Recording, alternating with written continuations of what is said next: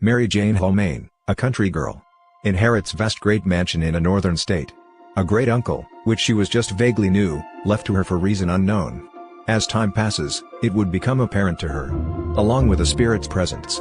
Though terrifying acquaintance for the first 6 months, this too with the easement of time became tolerant to trust and acceptance. Newfound knowledge of her uncle and a ghostly guardian is found at story's end.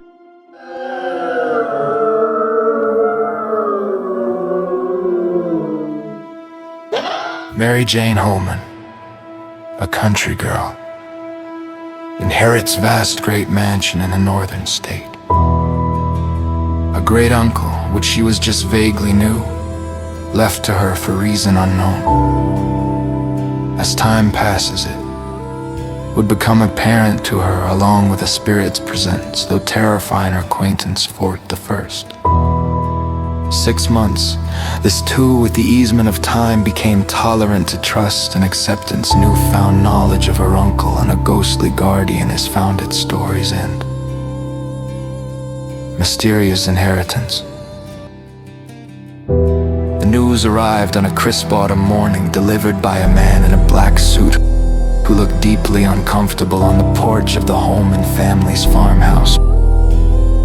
Mary Jane Holman, a country girl through and through, was in the middle of shelling peas when she learned she had inherited a vast mansion in a northern state from a great uncle she barely knew existed. The man's words tumbled out like stones. Mr. Alistair Finch, your mother's side, no living kin, the estate is yours.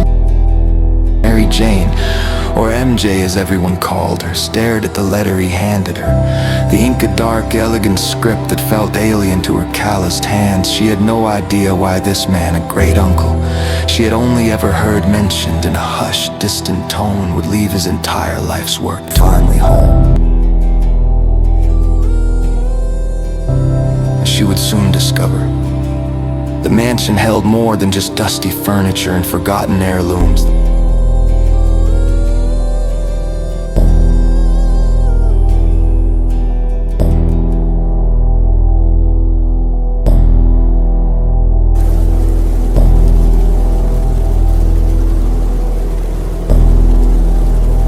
She stepped across the threshold, a chill that had nothing to do with the northern wind enveloped her.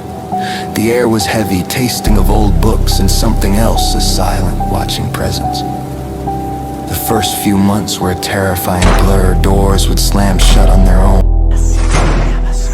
Whispers would echo from empty hallways, and she often caught glimpses of a tall, shadowy figure at the edge of her vision. Every night, she would hide under a quilt, her heart pounding a frantic rhythm against her ribs.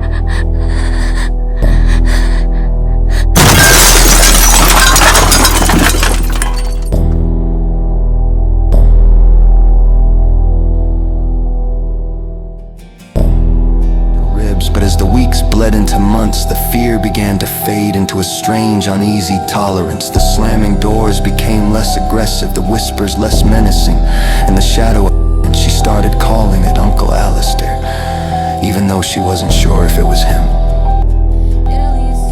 One night, while trying to fix a leaky pipe in the library, she found a loose floorboard. Beneath it lay a small, leather-bound journal. It was Alistair. As she read through the pages, a new story began to unfold.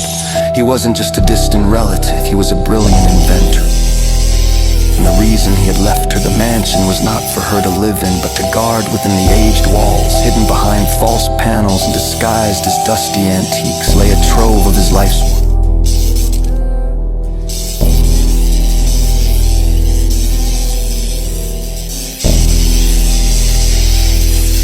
Blueprints for impossible machines, prototypes humming with a faint, ethereal energy, and journals filled with coded equations and sketches of fantastical devices.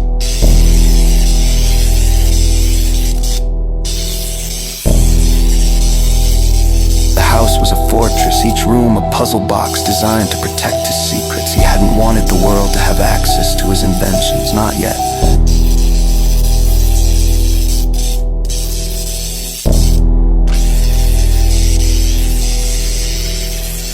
He had seen the potential for them to be used for destruction, to change the course of humanity in a way he was not ready to unleash, so he had built his legacy not to be used, but to be kept safe, to be preserved for a future time when humanity was ready for it. And he had chosen her, a distant relative he had never met, to be its guardian. He wrote of a device he had created, something that could harness the unique spiritual energy of the land the mansion was built upon. He had spent his life protecting it from those who would misuse its power. He had chosen her, a simple country girl with no knowledge of this world, because he believed her pure heart would be its best defense. The weight of his trust settled on her shoulders, a heavy yet exhilarating burden. She wasn't just in a house, she was in a vault, a keeper of secrets, a silent sentinel in a world not yet ready for what lay hidden within. The ghostly presence she had come to know wasn't just a remnant of the past, it was a guardian, an echo of her uncle, bound to the house to protect his legacy. It had been testing her, scaring her into leaving until it knew her intentions were true. In the end, she didn't just inherit a mansion, she inherited a mission with a ghostly guardian at her side.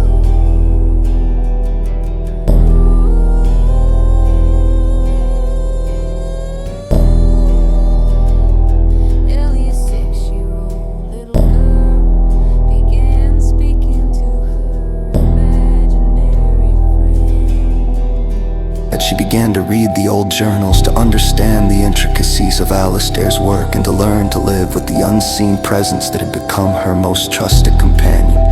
The terror was gone,